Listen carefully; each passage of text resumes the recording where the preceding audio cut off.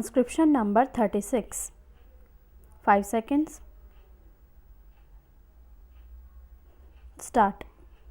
Madam Deputy Chairman, I welcome this opportunity to make a few observations during the discussion on the Finance Bill. At this stage, therefore, it is better to use this opportunity to make a survey of the economic situation and find out what the present condition of the people is, whether they are satisfied, and if they are not satisfied, what the reasons are. I feel this responsibility is greater today when the American aid is likely to be reduced, and therefore we have got to stand more on our own legs. When the plan was set forth, there were three sources from which we hoped to get finance for the plan, namely our own resources from the revenues, loans within the country through savings, and thirdly foreign help. The latter we need not discuss here.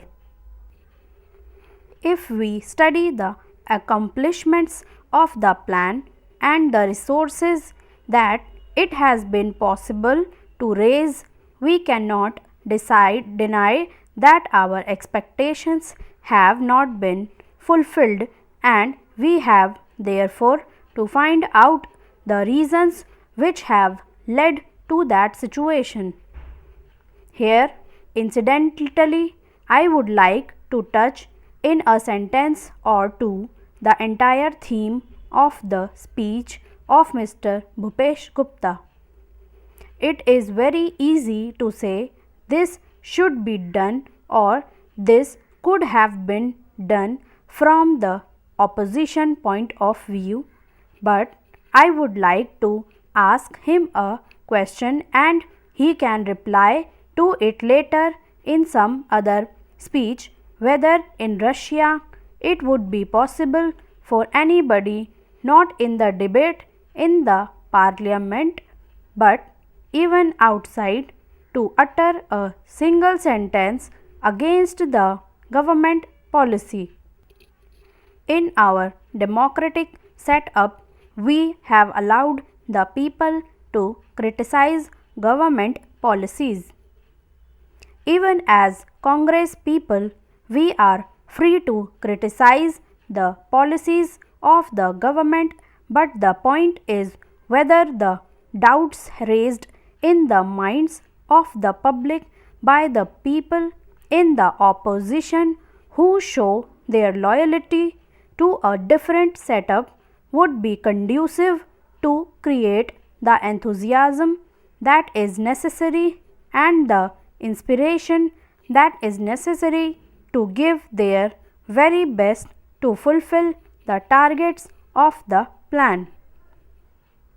This planned economy is really not a thing that will go successfully hand in hand with a democratic setup unless some other things are there, and they are the inculcation of a national spirit, giving of proper national education to develop a national outlook. Unless these things are done as they are in other countries like England, unless that type of spirit is created in the country by all the people of all types of views not being allowed to create differences and doubts in the minds of the people, we cannot in a democratic setup have the successes which we want, and we cannot fulfill our promises to the people.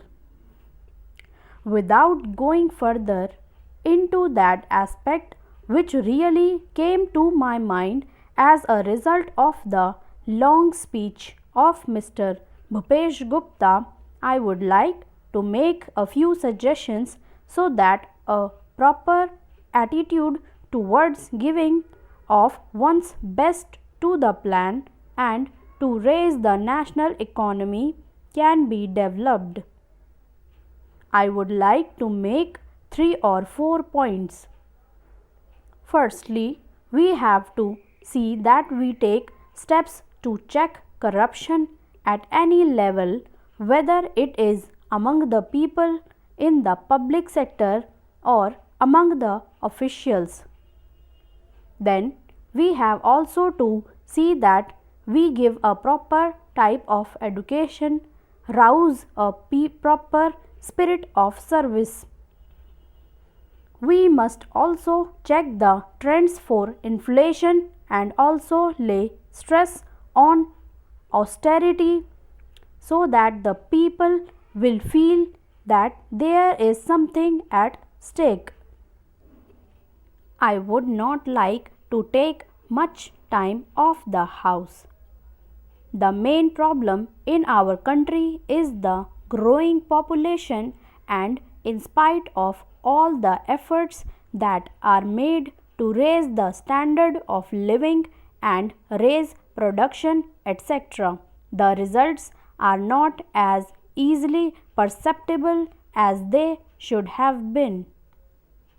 That is a separate problem by itself, but in spite of that, it is possible for the government to show better results if the government were to undertake immediately and see that some of the promises that are made, the acts that are passed, and the plans that are drawn up are properly implemented.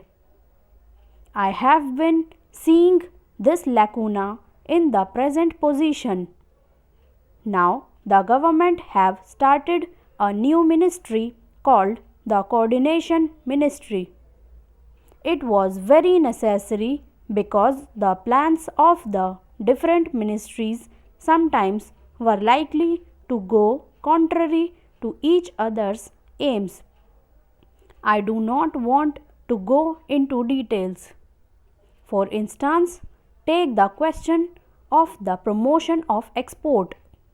A commodity may be exported, but the price of that commodity in the country to the consumer may go on rising. Who is to see to that? Take tea for example. It had to be exported and nobody was there to see whether there was enough tea for consumption in the country and what was the price at which it was available to the consumer in the past. Stop.